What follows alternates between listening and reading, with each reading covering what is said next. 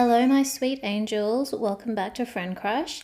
I'm your host, Amber Akilla, and this is a podcast where I talk about things and stuff with myself, with you, and with my friends. So, today's episode, I'm going to be talking about my kind of journey with different types of friendships in different stages of my life and where I'm at now, and just like the process of making friends.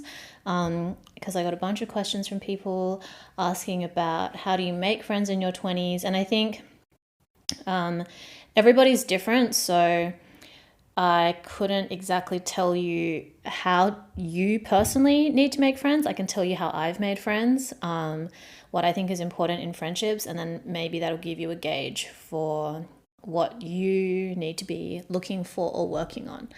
So let's get into it. I think I can I think when you're younger, you are more likely to have friends as a result of circumstance. And when you get into like university and when you finish university, then that's kind of when you find more friends based around interests. Because when you're a kid, like you're not even a fully formed human and you're thrown into this schooling environment. And I think you just kind of make do with the people around you. And for me, I think when I was in school, I felt very displaced. I just didn't really connect with my surroundings very well. And I think that also came from a lack of connection with myself. And yeah, but I am really lucky that I have friends in my life that I met in school, because there is something to be said for people that have known you since you were like a fetus. I'm never going to meet somebody that has known me since I was like 5 years old or since I was like 14. And I think it's cool to be able to see how people have grown and changed as they've gotten older, and to know people that do things and work in environments, live in environments that are completely different to you. But I think during high school, I did go to an all-girls school, and it could get quite catty within the extended friendship groups. And I was never really like in the thick of it. Like I kind of had one friend group, but I also floated around a lot. I wasn't someone that was like defined by having like this person is my best friend or that person is my best friend. I was just kind of chilling most of the time. Then when I got into uni, I mean, most people know that I really hated university. I wouldn't change anything about it necessarily, because I think all of these different experiences that I've had have made me who I am today, have led me in certain directions that I'm grateful for. So I'm not like bitter about shitty experiences. I only speak about them in the context of like what I've learned as a result of those experiences, or how I've become more aware just from these moments of crisis. But yeah, when I was in university, I didn't actually leave my hometown to go to university, because I graduated high school when I was 16. So my mum wasn't okay with me leaving the state or leaving the country. So I just kind of had to tough it out and stay in Perth. And I think when you finish high school, that's when you kind of first face this kind of like fracturing of a friendship group, because different people go to different places, they study different things, everyone starts meeting new people, and then some friendships become closer, others become more distant, and it can be really confronting for people. So yeah, I mean, I think by second year university, I started DJing, and as a result of DJing, I met a lot of people outside of my like childhood circle, and then I was kind of meeting more people based on interest, but at the same time, I still felt really disconnected from Perth, and because it just wasn't diverse, and I was struggling a lot with my identity and being able to own my Chineseness, because I was experiencing a lot of like microaggressions and racism, and I didn't have anybody around me that, you know, really understood it. And like most of the time, people were just kind of dismissive. And I honestly don't really blame them, because at that time there wasn't like the sorts of widespread sort of conversations that we're having now about race and identity.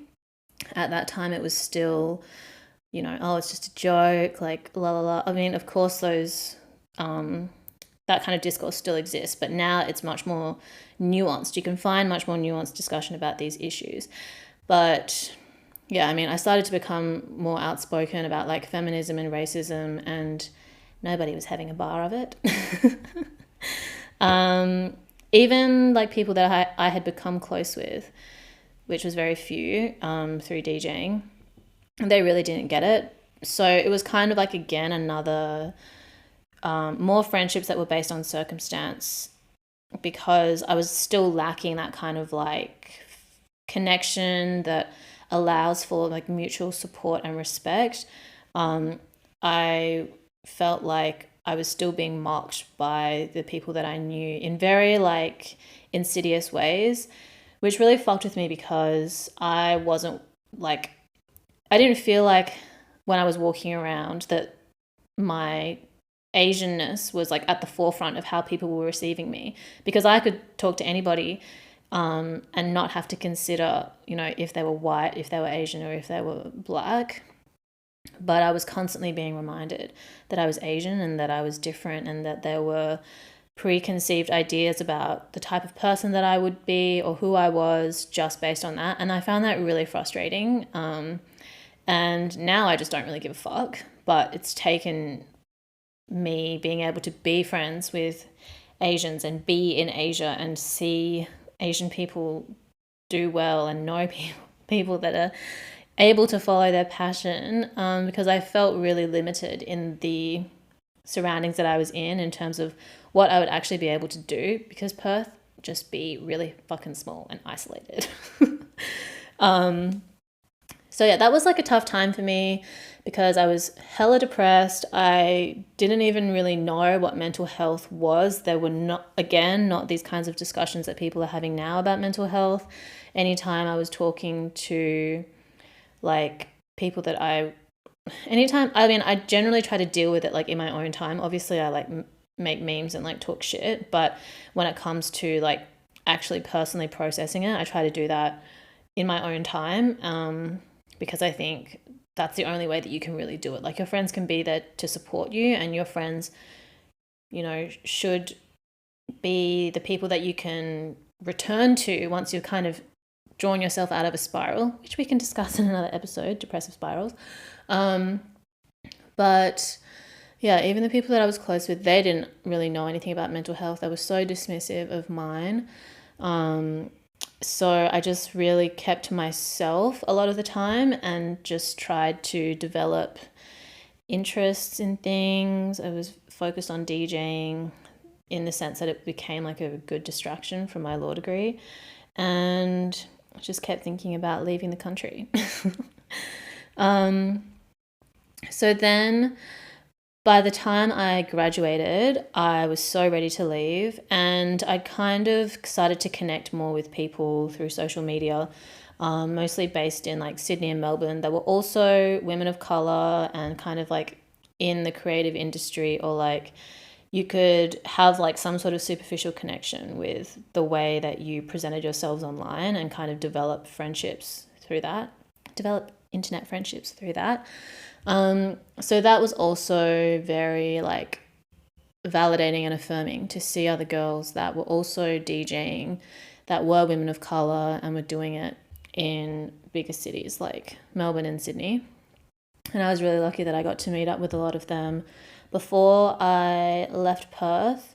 So when I wanted to leave Australia, I wanted to go to Hong Kong for like 2 weeks, because I wanted to be there during Art Basel. I had a completely different idea of what Art Basel actually was and what it is.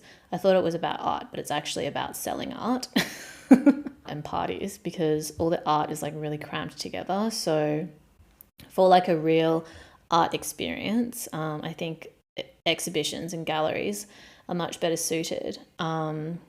But yeah, anyway, so I was taking photos for a streetwear brand in Perth, and he had suggested that I also get in touch with this brand based in Hong Kong, that I already followed on Instagram and had already bought a shirt from like a few years ago.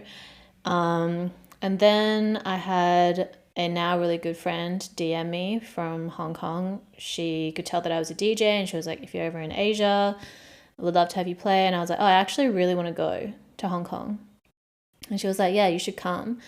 And you know, when you're like messaging someone and you both kind of say the same thing at the same time. So I was like, I think I want to come during Art Basel. She was like, you should come during Art Basel.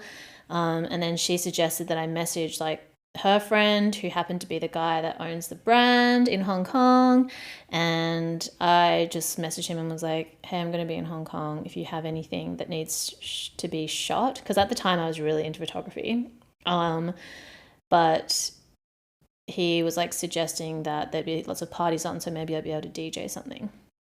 So I was just really lucky that the stars aligned for me in that moment.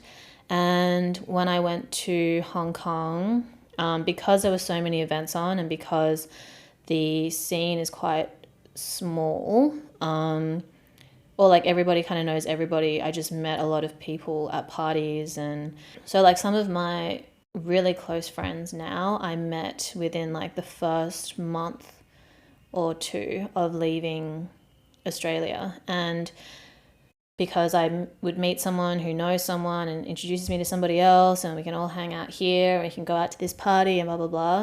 So I'm really grateful that I was able to meet so many fun, amazing people that I still call friends today.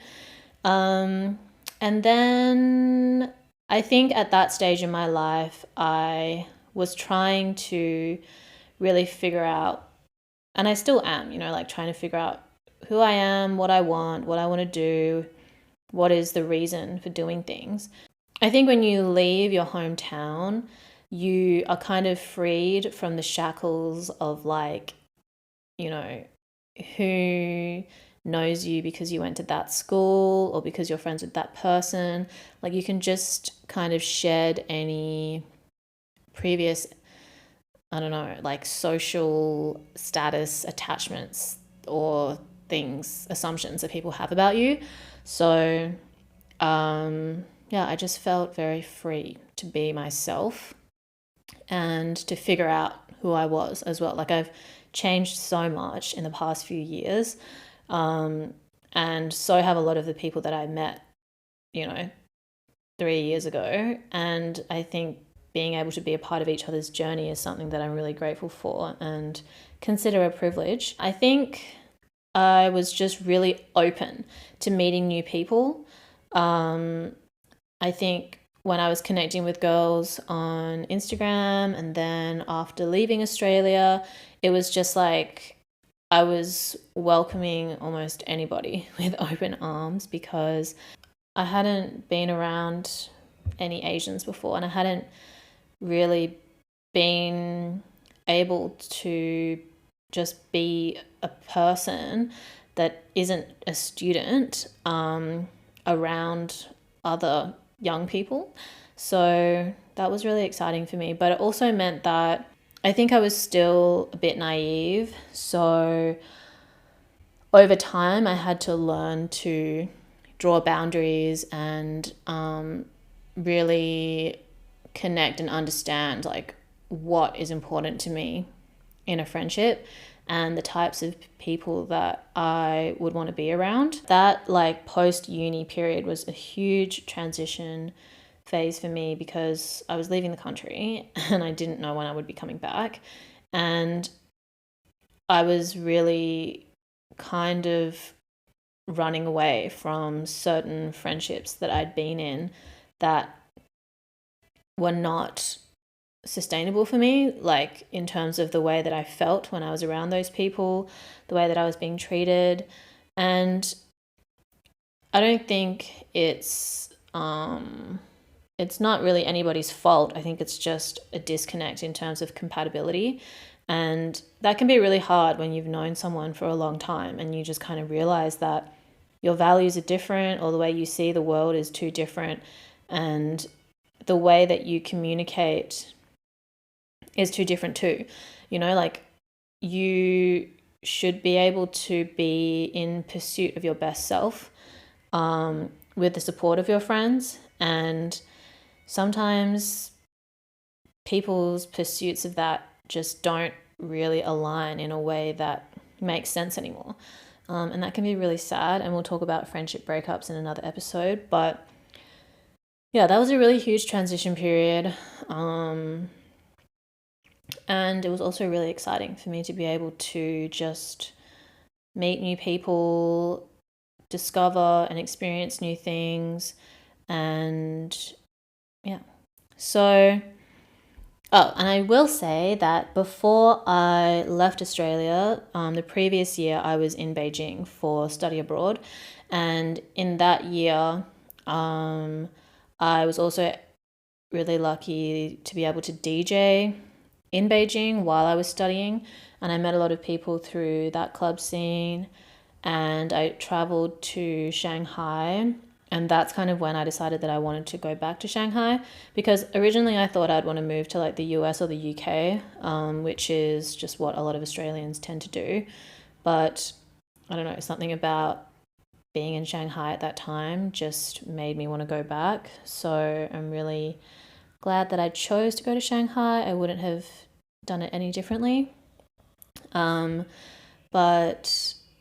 yeah, meeting people, I think just being open-minded and not putting pressure on people to reciprocate anything, you know, like one thing that happened when I was in Shanghai, in 2016 during exchange, I was there with a friend.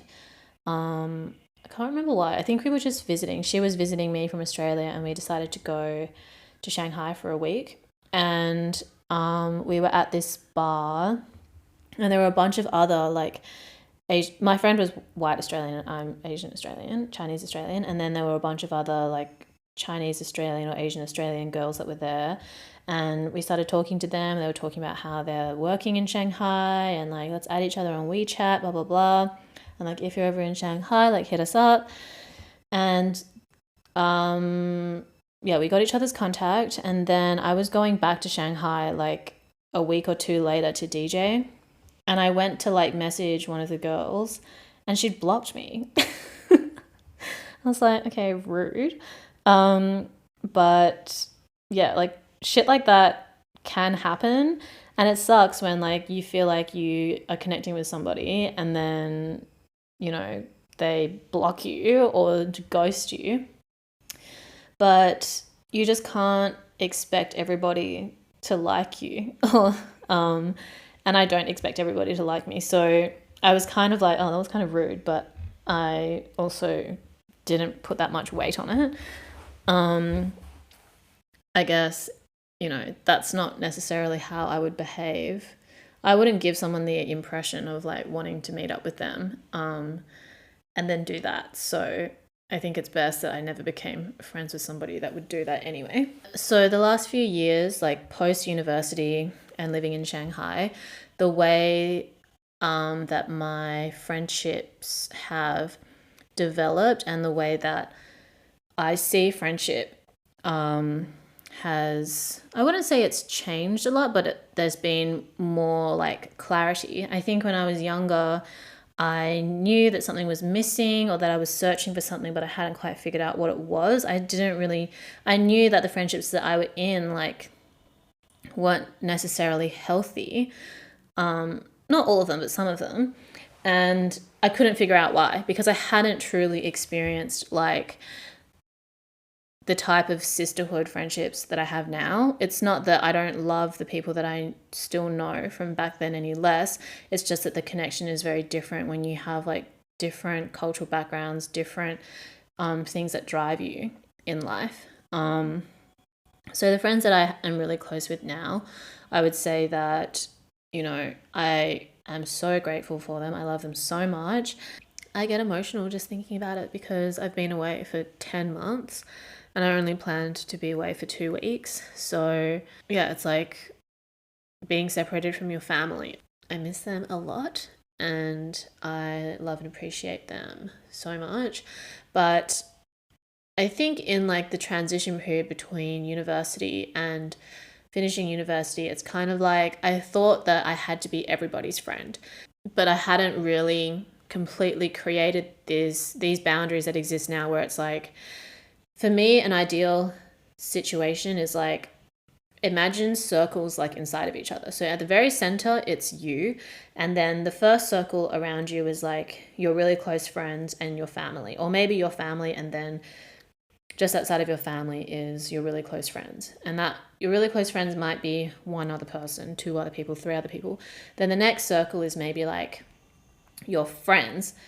So between your close friends and your friends. So your friends will be people that, you are friendly with, but you're not like speaking to each other regularly, but you have like mutual respect for each other, and they have their own close friends, and you kind of exist in each other's like friend zone.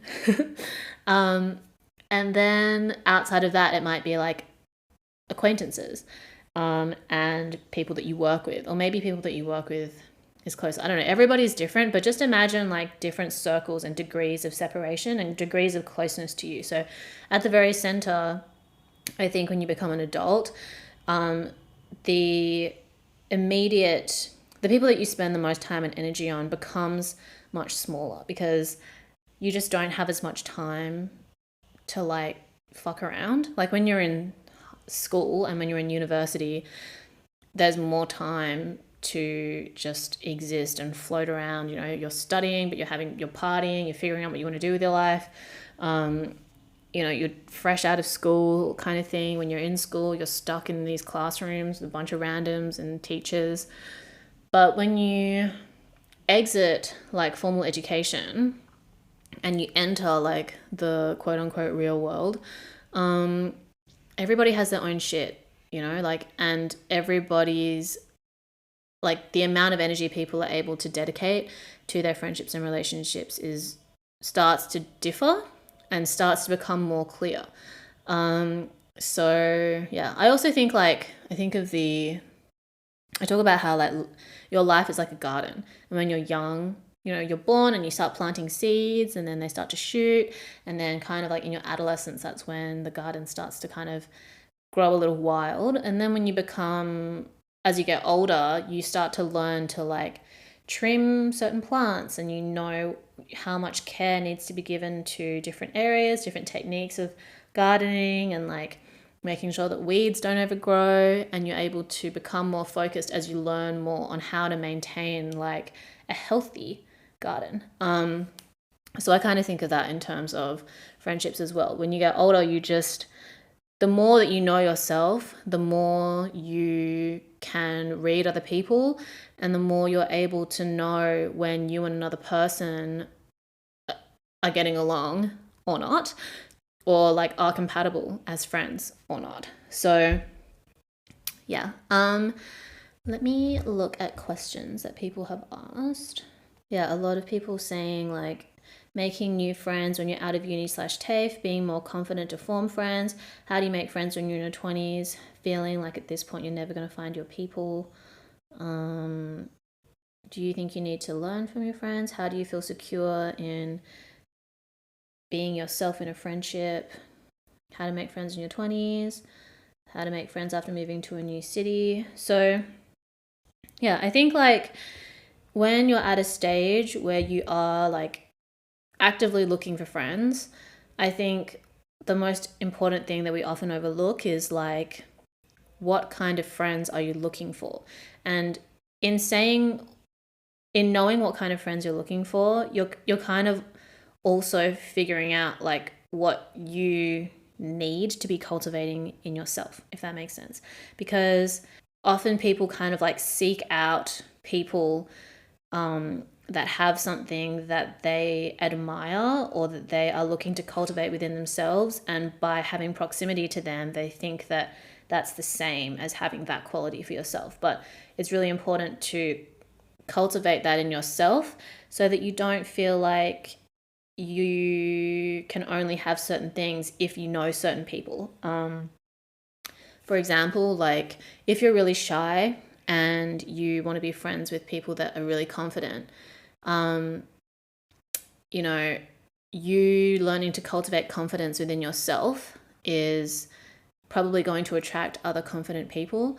And I think the ways that people cultivate confidence is going to be different. Like for me, confidence comes from developing a sense of like self-assuredness, being able to reprogram my mind so that I'm having more positive conversations with myself. Because I think as somebody that suffers from depression, it's really easy for me to get into negative thought spirals. So a lot of my time is spent trying different ways to prevent myself from falling into those negative spirals. And that is just like an ongoing practice. And it can involve meditation, physical exercise, therapy, a lot of like reading of like self-help or spirituality books, journaling, and just learning to become more comfortable with myself. I think I've made a lot of progress in the last few years since I finished university, because I saw photos I couldn't even recognize myself. I look so different. Not just in terms of physical appearance, but also just like the way that I carried myself was very different. Like I was always slumped over and I just looked so unhappy. But yeah, so I think if you're looking, especially when you're kind of like at the uni phase of life, it's easy to seek external things to validate you and to fulfill you. But I think if you start doing the work on yourself and cultivating hobbies and becoming more passionate about like different interests that you have, then if you're participating in activities that come with those interests, you'll be able to meet new people. And just being open-minded and not being desperate, because I think desperate energy isn't attractive to anybody. Even if you are like really looking for new friends, if somebody came up to you and started acting desperate to be your friend, you'd probably be turned off.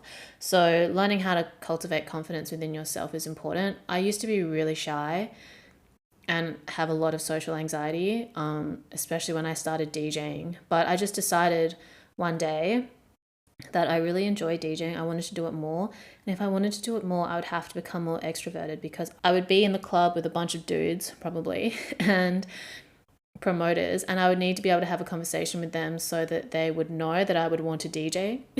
Because a lot of it at the time required like talking to promoters and being like, oh, hey, like if you have any gigs coming up, I'd love to play. Like the idea of me sending messages like that was like too scary. And I had to learn to build that confidence, and I had to learn to be able to just laugh shit off, like I don't take life too seriously. And I think that's something that I developed as I got older. Like when I was in high school, I definitely think that I've always tried to see the humor in situations, but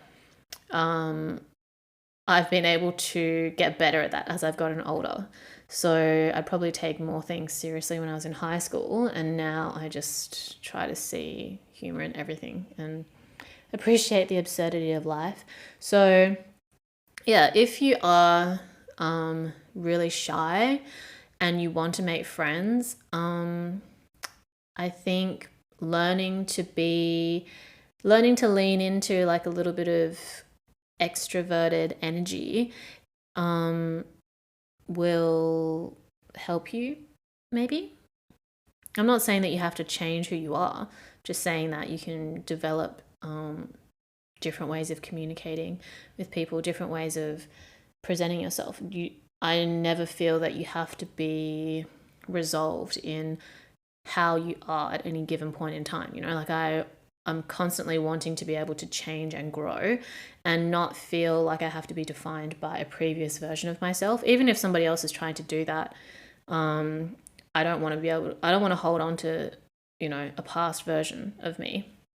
So I think part of growing up is developing good communication skills and becoming more confident in yourself and learning who you are. So doing research and finding different techniques and ways that you're able to build your own confidence, and just experiment, try things out, be as consistent as you can, and continue to adjust as you go along. Especially now with social media and the internet, there are so many like groups and threads and communities online where you can connect with people based on interests. So whatever your interests are, start, seeing if there's like Facebook pages for it, or like some kind of like Instagram community or Reddit, whatever. I don't know what people's like platform of choice is now, but I've met so many people through like Facebook groups for female producers or Facebook groups for like Asian creatives. And I don't think everybody that you meet has to become your best friend, but you're still widening like the number of people that you're able to have connection with. And I think that's what's exciting about life for me personally. But I completely understand like any people that aren't into that. But at the same time, I don't think you'd be listening to this if you didn't want friends. So, but yeah, like don't take things too seriously or too personally when you're meeting new people, because everybody's at a different stage and there might be reasons for them where they don't see you being able to be compatible the way that you do, and that can be unfortunate, but it's not really anybody's fault. And learning to be confident and self-assured means that those sorts of things won't really affect you as much. So yeah, for me at this stage in my life, what I value in close friendships is like creating a non-judgmental environment that is supportive of whatever we're trying to do. Each person is trying to do whatever we're trying to do together, and like your close friend should kind of be like your buffer from the bullshit of the outside world. When I was younger, I felt like that's what I lacked. Most of the other Asian Australians that I knew, like they grew up with other Asians around them. So you could kind of like talk to each other about the fucked up shit that you were experiencing. But I didn't have that. I just had like me, a singular Asian person surrounded by white people. So I didn't have that buffer. Like even my close friends didn't understand racism for the most part. And even though I am really grateful for the ones that tried to listen and make space for me when I was going through those sorts of conflicts, there is a difference between like being heard and being understood. And I think that lack of understanding is what I was missing. So now I'm still friends with those people, but I have other friends where we have this kind of common understanding and parallels in our experience that mean we can understand each other's perspective in a slightly deeper way than the friends that I had earlier on in life. And I think, like for me and my close friends, I would never say anything. I don't want friends where I talk more shit about them behind their back than I am still talking to them. And I don't want friends where nothing that I would say behind their back I wouldn't say to their face. Like, because when I was growing up in high school, there was so much like gossip and just like backstabbing, everything, competition between girls. And that's not something that I want in my life. So I'm really grateful that I have friends that we do support each other. We only talk about each other if we're concerned about a friend, not because we're trying to like be competitive or jealous or spiteful. And whenever I've been in a position where I feel like I'm talking to other people about a friend more than I'm talking to them, that is kind of like a red flag for me in terms of something that needs to be addressed within the friendship. We'll talk about that in the next episode. So yeah, like I don't really like there being drama between close friends. I love the tea, don't get me wrong, but I don't want the tea to be spilt in my personal life. I only want to be able to observe from a safe distance. And I think because I try to live by those values, that is the same energy that I get back in my friendships. So I can't expect that. I can't think like, oh, I hate drama between friends, but then be out there stirring the pot. Or I can't say that like, oh, I want to have supportive friends, but then like cut my friends down anytime they want to do something. Like I want to be able to encourage people to take that extra step, you know? Sometimes you have an idea and you want to do something, but you're just kind of like, you almost feel like you need permission from the people around you. And ultimately, like you don't, and you should be able to cultivate that within yourself, which comes with practice and comes over time. But it is good to have friends around you to bounce ideas off and for them to be like, oh my God, you should do it. Like, I thought about starting a podcast a year ago, and because my friends encouraged me to do it, that's why I did it. Otherwise, I might not have done it.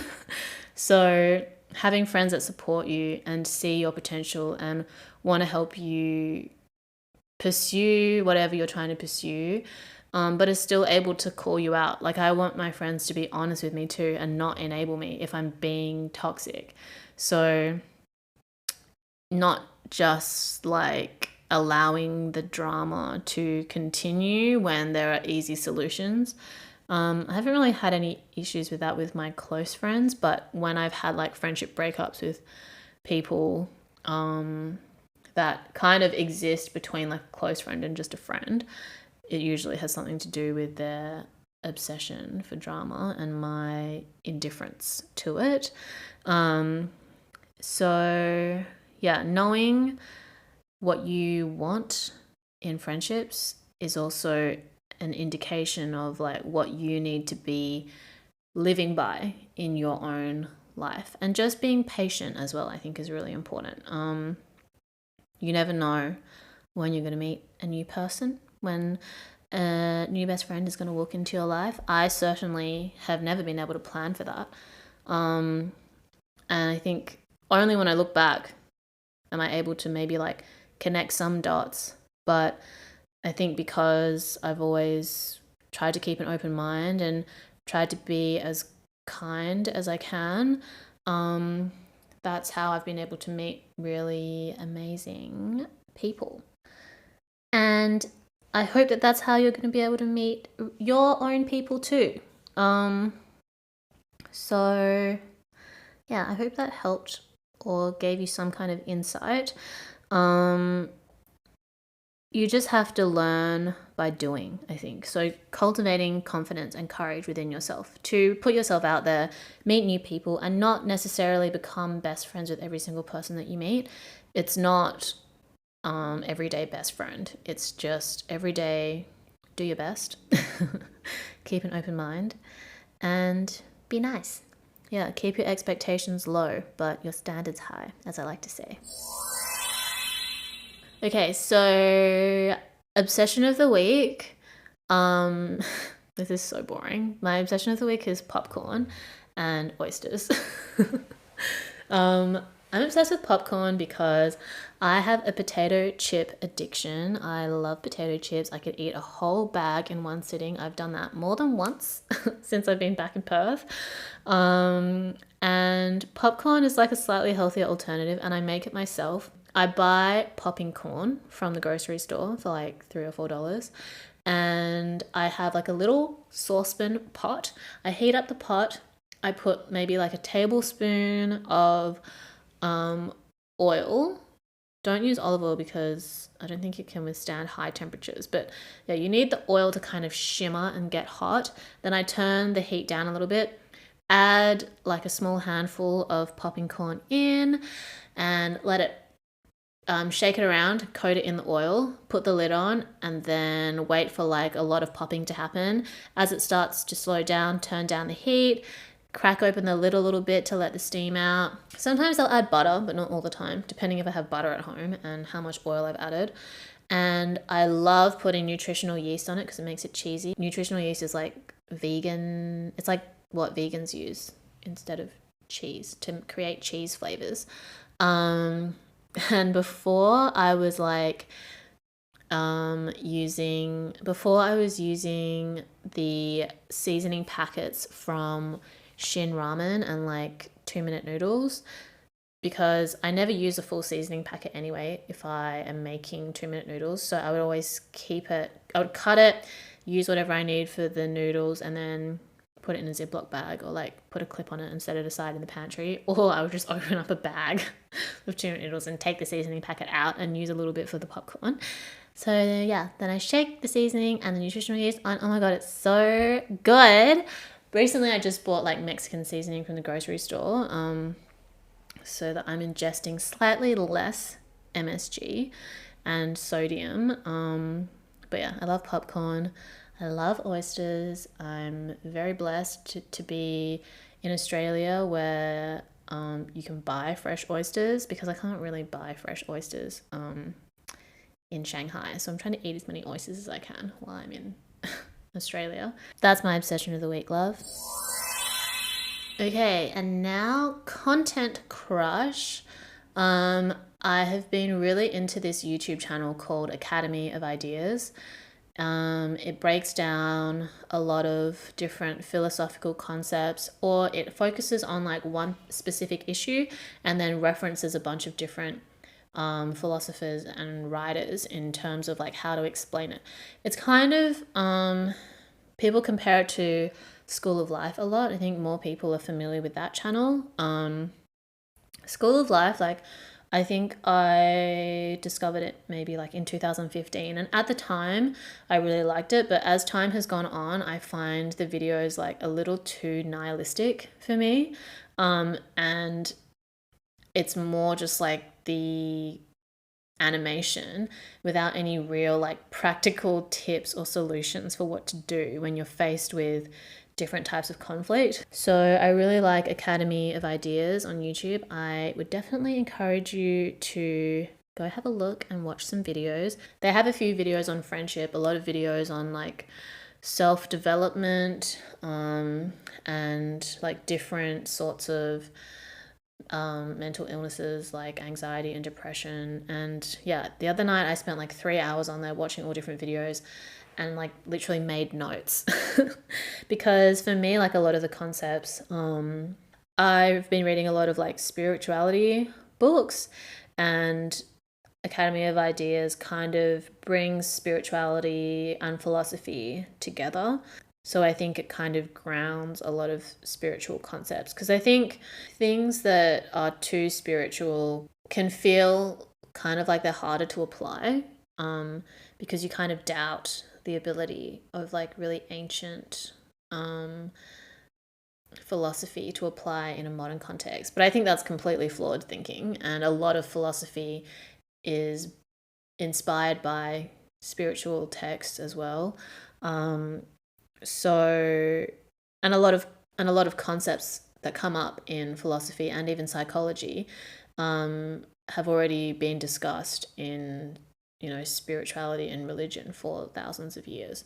So Academy of Ideas, great YouTube channel. Don't come to me saying you don't know where to start when it comes to self-help and spirituality if you haven't been on that channel, because they put quotes and they reference where the quotes come from. So if something really stands out to you, you can pause it and Google the author, the writer, or the book that it comes from and learn more.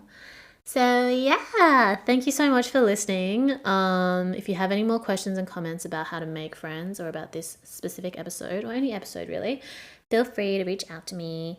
And yeah, friend breakups is going to be coming soon.